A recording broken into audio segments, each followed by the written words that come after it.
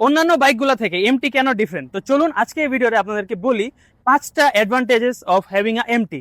এই সেগমেন্টের মধ্যে সবথেকে ভালো এবং রিফাইন্ড ইঞ্জিন আপনাদেরকে এমটি প্রোভাইড করতেছে।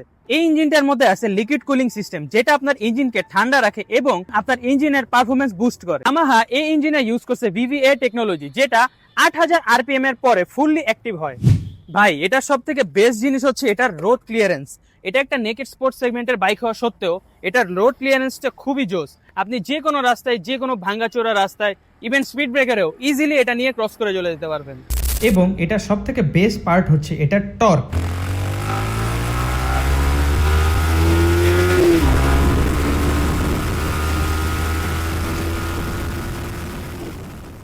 সো এখন চলে আসি MT-15 এর সিটিং পজিশন নিয়ে। MT-15 এর সিটিং পজিশন খুবই কমফোর্টেবল এবং আপনি যখন MT-15 এ বসবেন তখন একটা ভালো কনফিডেন্স পাবেন because of the sitting position. বেশি লিন হয়েও চালানো লাগে না বা বেশি ব্যাকওয়ার্ডও চালানো লাগে না। এমন একটা পজিশনে এটা সিটিং পজিশনটা আছে যে আপনাকে লং ট্যুরে খুবই হেল্প করবে। আপনি যখন অনেক বড় লং ট্যুরে যাবেন তখন আপনার ব্যাক পেইন একদমই করবে না।